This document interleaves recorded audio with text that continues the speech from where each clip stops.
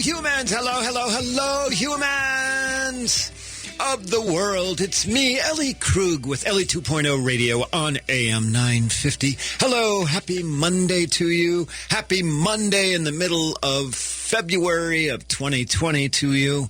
And guess what? It is a talking head show. It's an Ellie's talking head show today. Don't have a guest, and all you do is you just get me. You're stuck with me. Moi. Okay? But you know what? That's all right. And, you know, we're going to talk. I think we have a good show, even if it's just going to be me talking about idealism and practical idealism, which I practice, and about, I've got a number of different things in the hopper. We're going to be revisiting, actually, even one of our past idealists. I've got a little update on something. And so yeah, there we go, huh? And before I do anything else, I need to do a shout-out. There is a listener. Well, by the way, everyone, Ellie 2.0 Radio is international. I just want you to know that because I have a listener. I have a big fan, Teresa, in Scotland. And she has been contacting me via Twitter and then Gmail and all that stuff. And we've been having a really nice conversation. And Teresa, here's a shout-out to you. Hey, thanks for listening to Ellie 2.0 Radio. I just really enjoy our conversations back and forth. So there you go. Hey, everyone. And if you're on Facebook Live right now, as I'm taping this show on the 10th of February, you will see I am trying out a radically new reddish-er lipstick because I am just tired of the old one. And of course, it's a little scary for me to be so bold, but there you go. Okay. Hey. All right. So to begin, let's start off with going backwards. I want to go back actually nearly 26 years to April of 1994 to a country most Americans barely speak of. That country is Rwanda. Yes, I am going to speak about the Rwandan genocide in part, large part. And for you listeners, if that is going to be too much, come on back in about 12 minutes, okay? You'll probably get a commercial at that point, but come on back in 12 minutes. It's all right, I understand. Many of you, but certainly not all of you, are familiar with what happened in Rwanda. It started with the assassination of Rwanda's president when his plane was shot down. That then created a power vacuum in the country and unleashed an undercurrent of hatred in a country that had two main clans, the Hutus and the Tutsis. And there is a long, long history in Rwanda that I don't have time to cover, where the Hutus and the Tutsis both as I said, clans. I mean, we're not like talking about significant different racial features, even though race is just simply a construct. I mean, we're just talking about two different clans that during the colonial years when Germany and then Belgium oversaw Rwanda, those clan differences were highlighted as ways to keep the population in control. So there's a long history there. I cannot go back to it, okay? But when the president was assassinated, the Hutus mobilized and urged every Hutu in the country to begin killing Tutsis. And that began a 3-month campaign of genocide that took, and I am not exaggerating, took the lives of 10,000 humans a day. Did you hear that? 10,000 Rwandans a day were murdered for 3 months. Somewhere between 800,000 to 1 million people were murdered in Rwanda before it was over. And Rwanda is a country about the size of Maryland, all right? Through it all, there was one American, the only American to remain in the country during the genocide. His name is Carl Wilkins. He was and remains a Seventh-day Adventist. He was a missionary in Rwanda and living in the capital city of Kilgari with his wife and 3 young children. And when I say 3 young children, I don't think any of these kids were older than 6 or 7 years old.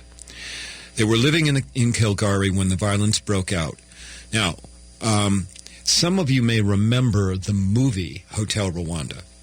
And you may remember that after the president was assassinated, radio stations in Rwanda started broadcasting calls to arms by the Hutus to go after the Tutsis. I mean, and they were denigrating the Tutsis. I'll come back to that in a second, but I mean, it was horrible. And so Carl Wilkins and his family are in Kilgari, and they're hearing these radio broadcasts. And for several days, Carl and his family huddled in the hallway of their house while listening to the sound of gunfire and mortars ringing out. Early on, their next-door neighbors, a well-known banker who was a Tutsi, had lowered their 2 young children over a fence to a friend. Later, the soldiers and vigilantes came and killed the banker and his wife.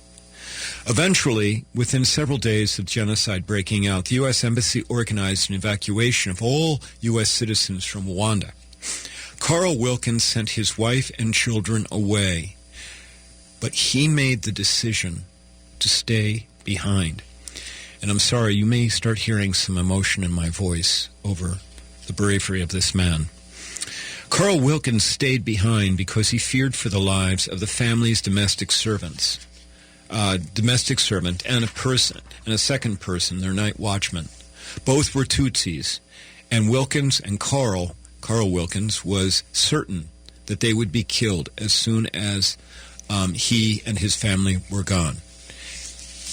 And here's what Carl told Nicholas Kristof of the New York Times regarding his decision to stay. And this is from a New York Times piece titled "Saying No to the Killers" that Nicholas Kristof wrote in July of 2004 to commemorate 10 years after the end of the genocide. So Kristof is quoting Carl now. This is what Carl said about staying. Quote, "It just seemed the right thing to do," unquote, he recalled in an interview here in Oregon, where he is now an Adventist pastor in the small town of Days Creek. Quote, "I could take my blue passport and go, and moments later my house girl and night watchman, both identifiable Tutsis, were going to be butchered," unquote.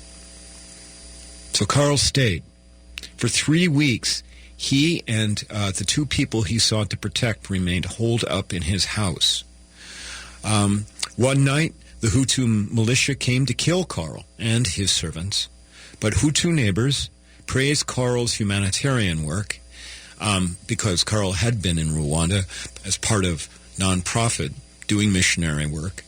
The Hutu neighbors came to his defense, and they were strong. They were convincing enough to send the militia away. So Carl and his two servants were saved.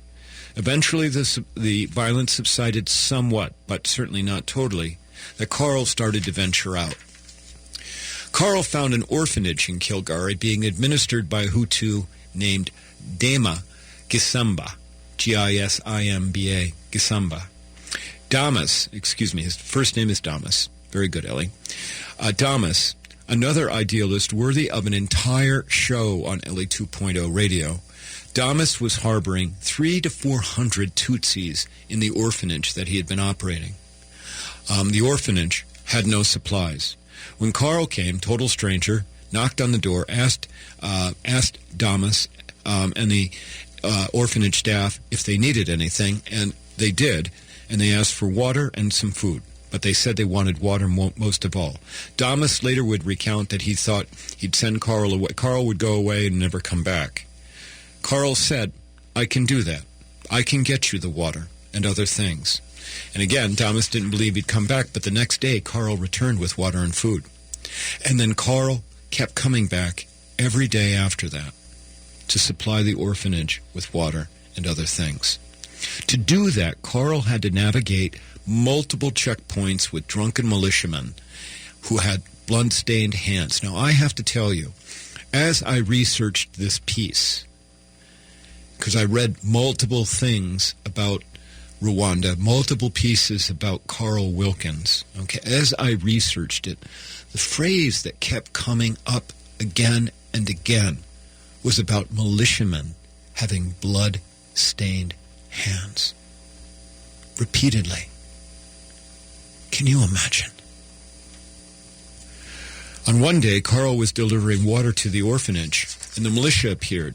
At this point, the orphanage executive director, Damas, recalled that he's a Hutu, but even Hutus were being killed if they were believed to be sympathizers. They came looking for Damas because he was a Tutsi sympathizer, even though he was Hutu. But Damas had gone into hiding.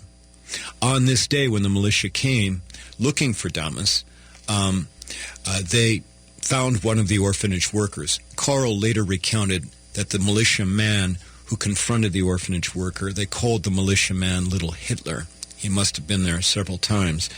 The militia man went up to the orphanage worker, demanded to know where Damas was. When the worker refused to say, the militia man, Little Hitler, shot the worker dead.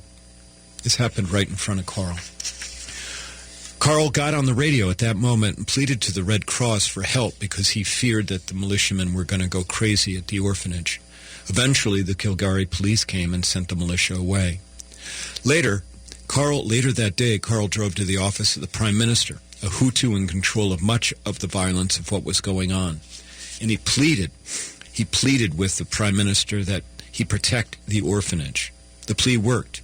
Everyone at the orphanage was moved to a church where they waited out the duration of the genocide, which ended in July of 1994. Eventually, Carl Klein returned to the U.S., where he had a pastorship in Oregon, as you heard a moment ago. He and his wife later founded a nonprofit, World Outside My Shoes. And that nonprofit has a website, World Outside. If you Google World Outside My Shoes, you're going to find out that nonprofit goes to schools and colleges and speaks about the Rwanda genocide, but also speaks about, quote, the other, unquote. This is Ellie Krug's work.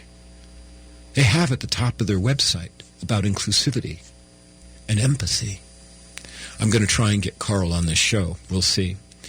Carl and his wife are actively speaking, as I said. If you go to the website, you'll see that they have a very full calendar. Wow, I am in awe. One last thought, and that is this. As those radio broadcasts went out, calling upon Hutus to go and kill Tutsis, neighbor against neighbor, those words rang out, and from an American Radio Works piece titled "The Few Who Stayed, Defying Genocide in Rwanda," one of the survivors said this. In Rwanda, they referred to Tutsis as cockroaches, explained Omar. They were not human beings. This is very important to understand. There are very close parallels to what happened in Hitler's Germany. They said, don't worry, you're not killing humans like you. You're killing some vermin that belongs under your shoe. You're killing cockroaches, unquote. It is difficult to avoid drawing parallels to what's happening in the United States at this moment with what happened in Rwanda 26 years ago. The key is that it takes courage to do the right thing, as Carl Klein said. And you know what? Carl did the right thing. Carl Wilkins said. Carl did the right thing. This is what idealists do. Carl Wilkins. Read up about him and his bravery. We'll be back in a moment. Thank you.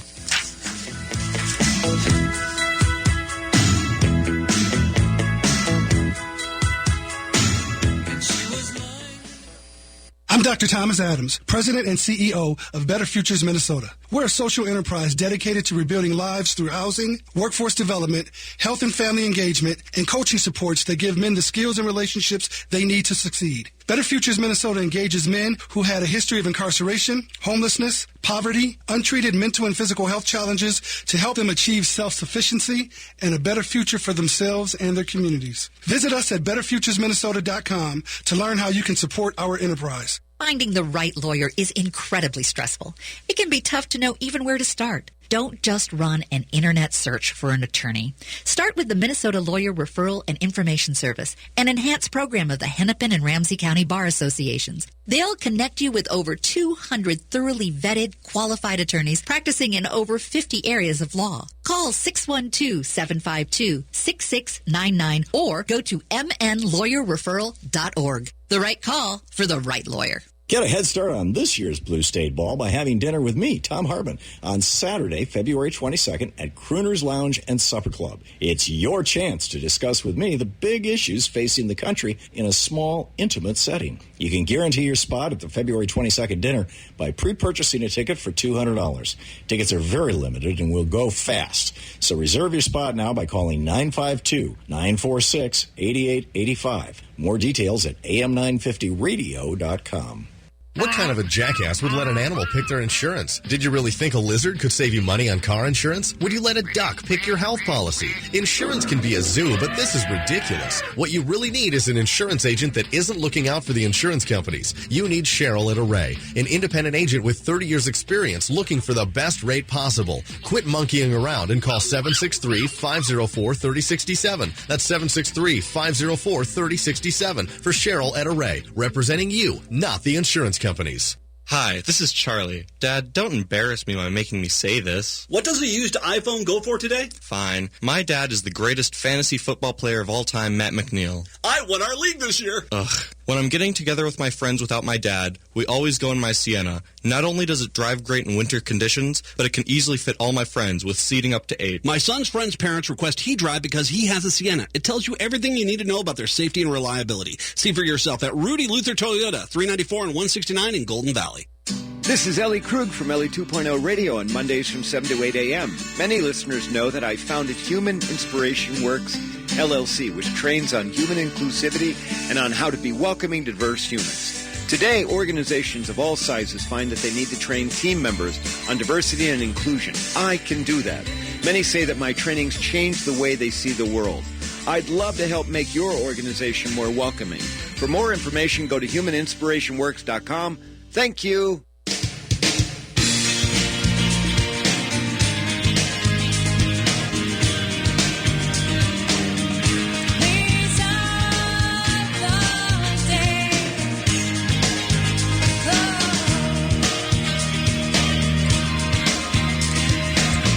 We're back on Ellie 2.0 Radio and AM 950.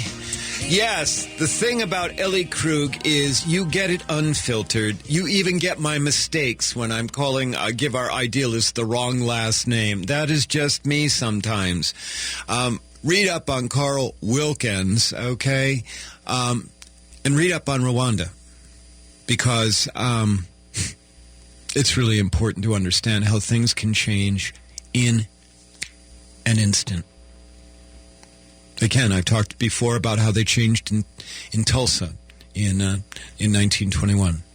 I talked about how, they can just change in an instant.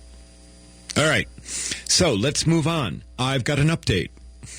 So on November 4th of 2019, our featured idealist was Bayard Rustin. And as you may recall, who was an icon for the civil rights movement, but did not get the same recognition as, of course, Dr. King and Ralph Abernathy and other people because he was gay. Bayard Rustin was gay. And that was very unfortunate. But he also understood that he needed to not be as visible. And long story, but go back to my show on November 4th and 2019 and listen to it. But here's the deal. Bayard Rustin had been arrested in San Francisco in 1953. He'd been arrested, it was in Los Angeles, not in San Francisco. He had been arrested because he was discovered having sex with another man in a parked car in Pasadena, California. Okay? Now, in the 50s and 60s, the acceptance of gay people, LGBTQ people, was not nearly anywhere close to the way it is today. And so the criminal laws were used as ways to suppress and marginalize LGBTQ people. And for that incident in the car, Bayard Rustin spent 50 days in the Los Angeles County Jail. Are you kidding me? And he was required to register as a sex offender. So this was something that dogged him, that followed him around for his life. And, I'm happy to report that California Governor Gavin Newsom on Tuesday, February 4th, I think, signed a bill granting pardoning to Bayard Rustin. Just pardoning me, wiping out the conviction, wiping out the sex offender thing, just totally pardoning him for the crime. As well as that same legislation also provided for the fact that any other Californian who was LGBTQ convicted of such kinds of crimes, they could also apply to be pardoned and their criminal conviction erased. California's got a lot of problems, but I got to tell you, okay? Talk about humanity here. And so, anyway, I just wanted to bring you that update because Bayard Rustin, very important human. So, there you go. Okay, now,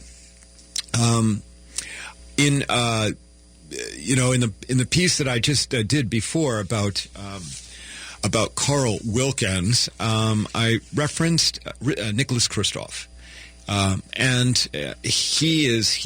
Nicholas Kristof happens to be a New York Times columnist, but he's also an author. He and his wife, Cheryl Wooden, wrote what, according to, in my book, is one of the most important books I've ever read, Half the Sky, which is about the marginalization and oppression and murdering of women and girls across the world. It also contains a lot of stories about how women and girls are resilient and can be leaders and all that kind of stuff. But they wrote that book, Half the Sky, that came out in about 2008, 2009. Well, Kristof and Wooden have now come out with a new book. The title of the book is Tightrope. Which I've started reading. I'm not through the full book, okay, but I just wanted to mention it and bring it up because it just seems appropriate. The book, Tightrope, is in part about Kristof's hometown of Yamhill, Yamhill, Oregon. I am sure I just murdered the name. It's probably Yamhill. He grew up there. He was the son of two college professors, but went to public school, rode the school bus, and what the book Tightrope documents is the decline of prosperity in that area. And part of what they've done is Kristof has gone through the school bus that he rode with other kids and documented what has happened to them and found that quarter of the people who rode the school bus with him are dead, either due to drug overdoses, alcohol abuse, suicide, or reckless accidents. And in the book, okay, what Kristof and Wooden do is they make the case that much of our society is no longer upwardly mobile through hard work or luck. And the title, Tightrope, is about the fact that many Americans are walking a tightrope and they make one small mistake and they fall off that rope and then they end up into despair. Here are some sobering statistics about where the United States is right now, quoted in the book. Right now, the United States is 40th in infant mortality, 40. We are 32nd in internet access, 39th in the world in clean drinking water, 50th in the world in personal safety, 61st in the world in high school enrollment.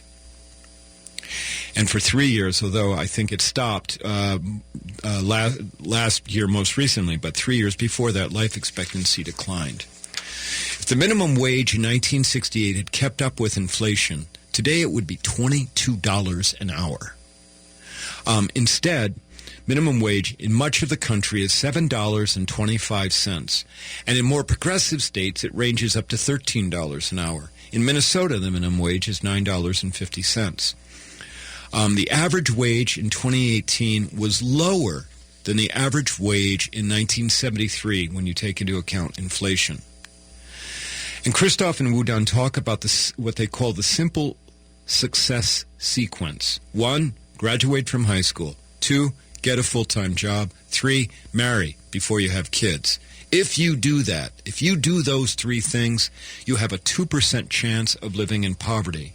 If you do none of those 3 things, you have a 77% chance of living in poverty. And one other thing. They say that the cheat rate on food stamps, where people get food stamps and they're cheating, is 1.5%. 1.5% of the people who get food stamps cheat. They compared that to the fact that millionaires hide $36 billion a year in taxes from the Treasury. Think about that. What this book, Tightrope, does is it helps explain where America is today and why people are afraid and angry. We know what appeals to people who have lost hope. The savior complex appeals to people. The fact that you think that somebody comes along and says your problems are not because you've lost hope. Your problems are not because the government has not kept up in providing a minimum wage that keeps with inflation. Your problems are because of immigrants, because of people with darker skin, because of people who have different religions. So that's what appeals to people who have lost hope. And if you're depressed, now with all that I've just laid out for you, that is, of course, understandable. My next segment hopefully will lift you up a bit. I'm not done with the book, Tightrope, and I probably will come back again with more from the book. But I urge you to get it. The book is out. It's only been out about a month or so. It's called Tightrope. It's by Nicholas Kristof and Cheryl Wudun. Very well worth your time. Very sobering, but important stuff for all Americans, especially idealists, to have as background information about going forward. All right.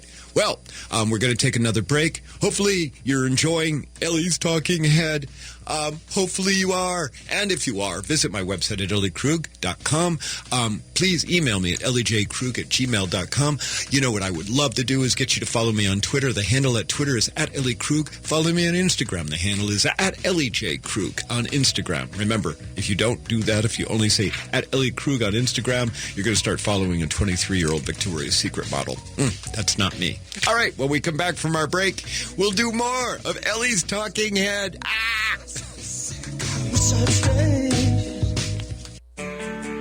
My part-time service in the Army National Guard makes it possible for me to be more for the community I call home. I'm a better neighbor because my service has taught me how important it is to be a team player. My training helps me in my classes when I give attention to detail to the task at hand. My service also allows me to be there for my community in ways others can't. I help my hometown recover after nature strikes. My service in the Army National Guard allows me to keep my country and those I care about safe from threats. I also work with a network of professionals that help me succeed. Also, the Army National Guard's education benefits make getting a higher education a reality.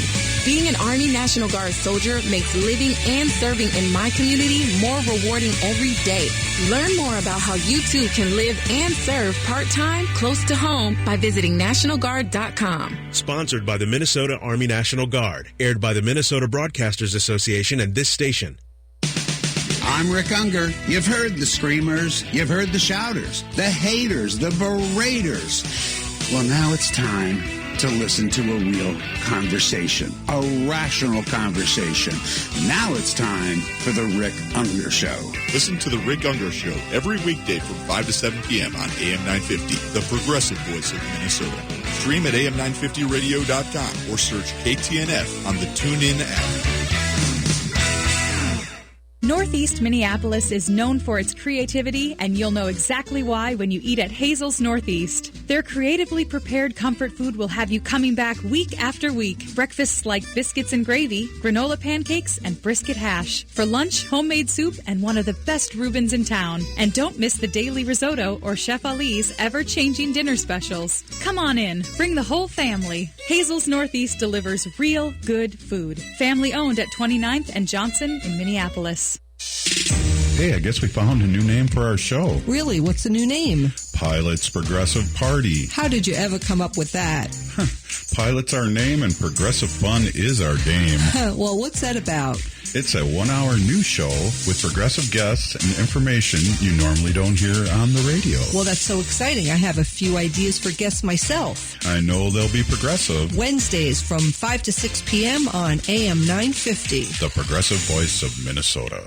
Hi, I'm Peter Solak. And I'm Adam Ostrowski. We are here at Woodland Stoves and Fireplaces to talk about the joy of live fire cooking. Cooking over a live fire is the oldest and most basic form of cooking. What's new is in the way fire is handled and its heat is managed. It's easier to experience and enjoy the smell and taste of food cooked over a live fire. Woodland Stoves and Fireplaces sells and installs live fire grills, fire pits, and ovens. Let us help you experience the smell, the taste, the fun of cooking with fire. Pizza was first made and is still best made in an open fire oven. The radiant and conductive heat of a live fire is unmatched for wood roasting and baking artisan breads too. Come see the many ways you can cook over a live fire. Woodland Stoves and Fireplaces has over 35 working wood and gas units on display at the corner of East Franklin and Riverside Avenue in Minneapolis. More information at woodlandstoves.com. Find the fire that works for you. Woodland Stoves and Fireplaces. Out of the ordinary products and services since 1977.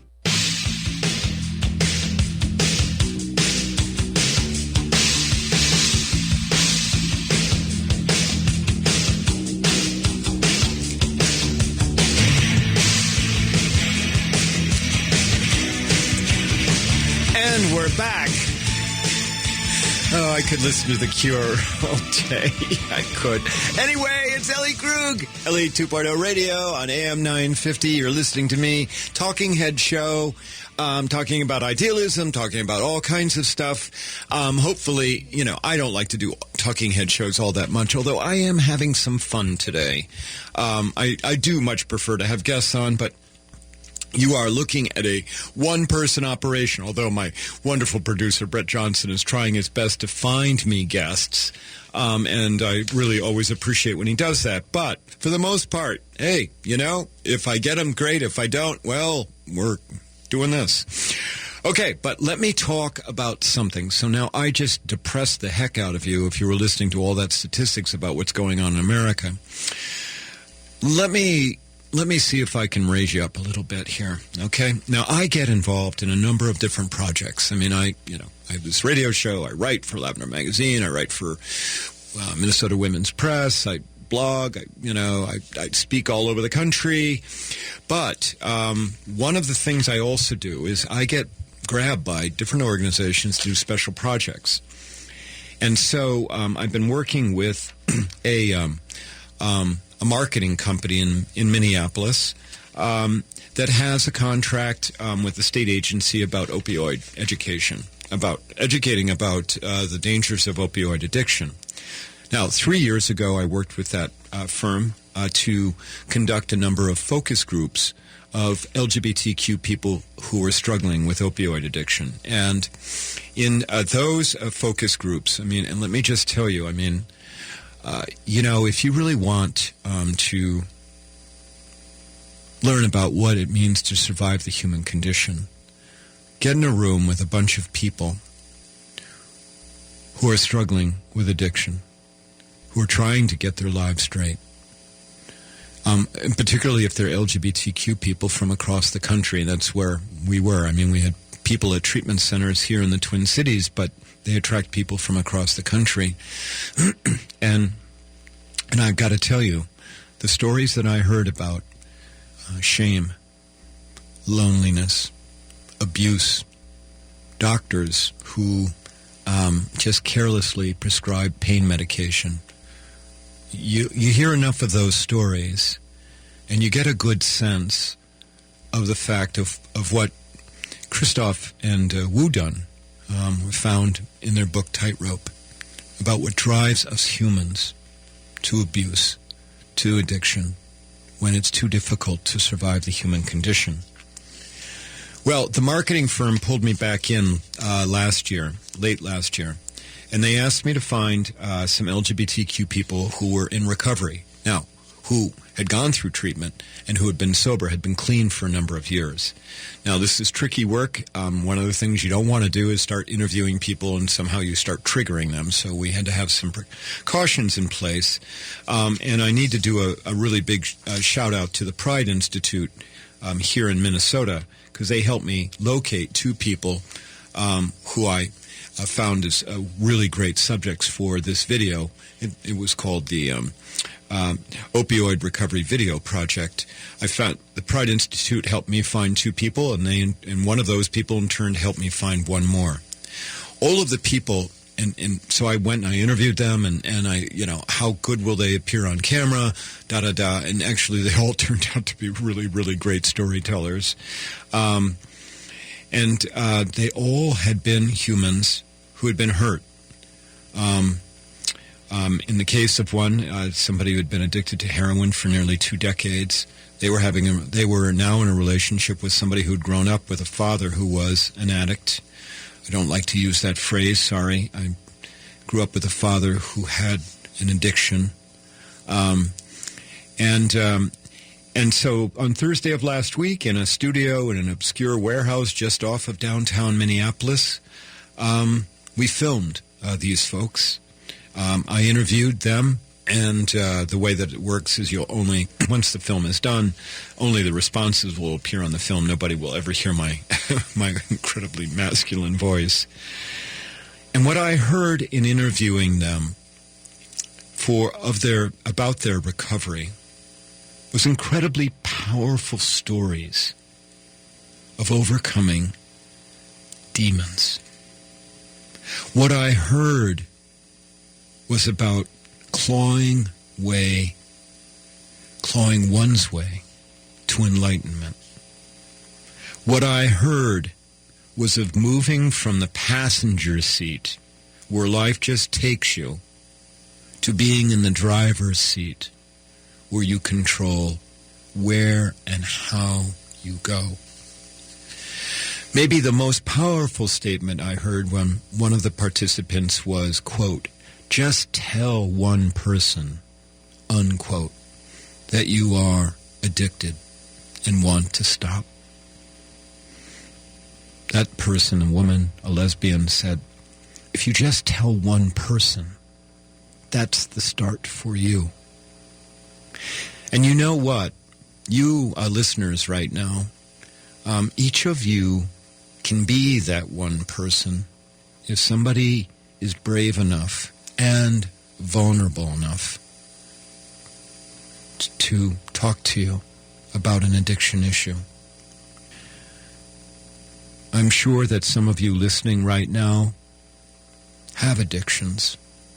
Maybe it is to alcohol, maybe it is to drugs, maybe it is to food. And if you do have an addiction, and by the way, I struggle as well, so I'm not on a high horse here. You know, at some point you realize life is short, and you've got to take care of it. Because if you don't, it may make life shorter. I don't know. I'll tell you, I was just incredibly moved. I mean, it took about 3.5 hours to do the filming. And I was just incredibly moved by the vulnerability of the 3 people who came and were willing to allow me to ask questions, allow total strangers, because we had people running cameras and we had people in another room looking at the video feed, to allow people to just simply be there and risk intrusion as somebody shared some of the most intimate details about being human. Frankly, the experience renewed my faith. It did. And so now we're back to Christoph and Wudang and what they're finding about people having lost hope in America and then giving up and then falling into addictions. We all of us humans are capable of change. We are. I couldn't be an idealist if I didn't believe that. Because idealism is the whole thing about idealism is about fostering change. And I just have to tell you, it does not have to be this way. We all have it within us, individually and collectively as a society, to help give people hope, to get them out of misery. We have that. We have the ability to do that. It's just a question of whether we can quit fighting with each other long enough to grab that vision and to work towards it. I don't know. I do believe, though, as you've heard me say multiple times, the vast majority of all humans are good. We have good, empathetic hearts. We're just simply afraid. We're afraid. We're afraid of giving up our addictions. We're afraid of doing some of the work to get hope. We're afraid of working together to change the landscape. Boy, I'll tell you, I really want to change all of that. I do. Will you join me in that? Will you help me make the world better? Okay. Well, there you go. Ellie's Talking Head at length. When we come back, you'll get my C block where I'll talk a little bit about more about my work. I just talked about my work. If you like what you hear, visit the website at elliekrug.com. Will you tell others about this show? Because I'm trying to get this. I mean, we're already international, but we could get more countries, you know? You know what I'm thinking? Okay, we'll be back in a minute. Thanks. I want to take a breath that's true. This is Ellie Krug from Ellie 2.0 Radio on Mondays from 7 to 8 a.m. Many listeners know that I founded Human Inspiration Works, LLC, which trains on human inclusivity and on how to be welcoming to diverse humans. Today, organizations of all sizes find that they need to train team members on diversity and inclusion. I can do that. Many say that my trainings change the way they see the world. I'd love to help make your organization more welcoming. For more information, go to humaninspirationworks.com. Thank you. Brending Electrolysis on Grand Avenue in St. Paul has been a leader in permanent hair removal for people of all skin types and backgrounds for over 30 years, celebrating diversity and priding themselves on finding the right treatment plan for each client's individual needs, regardless of race or gender. Services include electrolysis, body waxing, facials, microneedling, and permanent makeup. Book your 60-minute complimentary consultation, including a 15-minute treatment today for beautiful, lasting results. Visit brendingelectrolysis.com. I'm attorney Rachel Schroman of Schroman Law in St. Paul, and I am passionate about providing legal services in the areas of estate planning, probate, and elder law. My clients receive the attention and compassion they deserve, with their peace of mind being my top priority. Enjoy the comfort of knowing that you have planned for the worst so you can confidently continue living at your best. Visit SchromanLaw.com. That's SchromenLaw.com. Supporting the best local and independently owned restaurants in the Twin Cities has never been easier. You'll find an expansive list of local dining options at eatlocalminnesota.com, from classic American comfort food to authentic flavors from around the world. Cafe Latte offers made-from-scratch soups, salads, sandwiches, and mouth-watering desserts. Stop in the wine bar and enjoy a unique pizza loaded with fresh vegetables and perfectly roasted meats. Over 30 wines by the glass, Cafe Latte highlights Washington State wines and is the perfect destination for date night or an evening with friends. 850 Grand Avenue, St. Paul. Victor's 1959 Cafe has been serving South Minneapolis traditional Cuban food for over 15 years. Victor's is open for breakfast and lunch daily and now accepts dinner reservations too. Stop in and try the Pollo Tropicale or the Sandwich Cubano, which was featured on Food Network. More at eatlocalminnesota.com. At Better Futures Minnesota, we believe everyone deserves a fair shot. We believe in personal redemption and second chances, and that those who are dedicated to change and hard work should have the opportunity to achieve success and make a positive impact in the community. The men we embrace and serve have made mistakes, but they aren't bad people. We work with men who take responsibility for their past and are committed to doing better, who work to create a better life for themselves, their family, and the community. Learn more at betterfuturesminnesota.com.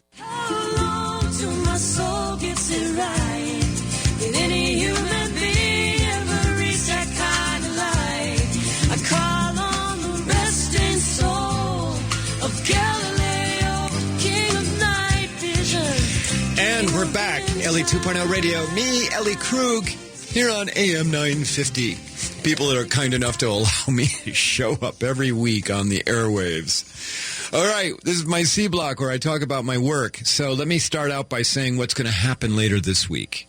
So later this week on the 20th of this week, 20th of February, I am driving to South Dakota. As you may have heard, remember from my last show, I've talked about the fact that in South Dakota there's a movement right now. There's legislation pending to criminalize health care for transgender youth. So the bill provides that for youth under 18 years old, that doctors could go to jail for a year if they provide prescriptions for hormone or do any kind of treatment to assist transgender youth with being trans or non-binary. And, hormone blockers keep trans girls, so that's somebody going from male to female, keeps trans girls from having this kind of voice when they're older. So it's pretty darn important. So I'm going to be there. I'm going to be on the 20th, going to be on South Dakota Public Television. And hold on the 17th, the 18th, I'm going to be on South Dakota Public Radio. I'm going to be doing that by telephone. Then 2 days later, I'll be on television. And then on the 21st, I may be speaking in Sioux Falls. We're trying to figure that out through some religious organizations. And on the 22nd, though, in the morning of the 22nd, I think at 10 o'clock, I'm going to be speaking at the Holiday Inn in downtown Sioux Falls, giving my talk about bridging divides, giving my talk about how we need to respect all humans, and giving my talk about trying to cause those who don't understand transgender people to at least try and meet me in the middle. So, stay tuned. I'll obviously report about it afterward, after it happens. We'll see. Okay? All right. Well, now, I also want to just share about something that happened to me last week. So, I'm a lawyer, among other things, and I do trainings for lawyers. It's called CLE's, Continuing Legal Education. And last week I did a Transgender 101 at the main CLE center in downtown Minneapolis. We had about 50 people in the room, maybe 40 people online. I spoke about what it means to be transgender. I showed a video, and the video is titled "The Real Thing." Now, if you want to Google that, you're going to have to Google the real thing, soldier with transgender daughter, because there's a lot of videos out there titled The Real Thing, okay? But this is a 7-minute video about a young transgender girl who is it looks like in middle school, whose father, soldier, comes home from deployment and has never seen his new daughter. When he left for deployment, he had a son. And so the video is very touching. Anyway, I showed this video to folks. And then we talked about the issue of choice. That's why I showed the video. The biggest hurdle that transgender and non-binary people face is that people believe it's a choice, that you didn't have to do this. You don't have to do this. I mean, I heard, I didn't not that it's all about Ellie Krug, please understand that, but I didn't transition until I was 52 years old. I had people coming up to me saying, for 50 years you look like you're pretty darn happy as a guy. Why? Are you sure you're really a woman? And so this choice thing, that's partly what's going on in South Dakota. Okay, you got legislators, there's some religious ramifications here as well, but you've got legislators saying, you know what, they don't really need to be transgender. And we just let them work it out in their heads on their own, then they're not going to be transgender once they reach 18. Sorry, that's not true. Because I have a saying that human authenticity will not leave you alone until you listen to it. Well, before I started the training on Friday at Minnesota CLE, I did a survey. And the question was to the participants in the room. We couldn't do it online, but with the people in the room, the survey was, do you believe being transgender is a choice? Yes, no, or uncertain? And we had, nobody said yes, but we had 26 people who said no, it was not a choice. But then we had 7 people who were uncertain about whether it was a choice. Well, so I went through, I trained about, how human authenticity will not leave you alone until they're done. By the time I was done with the training, I surveyed everybody again, and everybody was either actually, everybody in the room was no, it's not a choice, okay? We had nobody uncertain anymore. I eliminated 7 uncertains as a result of my training, and I felt pretty darn good about that. Thank you very much. Not a very scientific poll, but you get the idea. So, when I talk about what it means to be transgender, it's all really talking about humanity. It is. I mean, I just show up, I'm vulnerable, I'm self-effacing. You've got a sense of the way I am because the way I am on the radio is the way I am standing in rooms. And what I found on Friday when I did this training is that there were a number of older white-colored men responding to my work. I mean, I am talking about people who are visibly in their late 60s, 70s, who are responding to my work. One of those men bought my book, and I inscribed it. And as I was inscribing it, he started to cry. And I gave him a hug. Now, I don't believe he was transgender. Because I think he understood what it meant. And for much of the training, there was a woman crying, who later on wrote to me that night and said that they were having issues in their family about someone. I'm assuming it was somebody who was transgender, and there were people that were unaccepting. The woman wrote to me on Friday night after I did the training and said that my words had given her courage to address the issue with her family. You know what? That's what idealists want. We want to have impact. We want to ripple to people. And now I've got to go because I'm going to overstay my time. So I need to be big thanks to my sponsor, Brending Electrolysis, also to Better Futures Minnesota, give people second chances. A big thanks to my producer, Brett Johnson. Brett, you're the one who keeps track of the math when Ellie 2.0 is doing a talking head. And to my listeners, I want to thank you for tuning in every week, for sharing about the show. Do good. Change the world. Talk to you next week.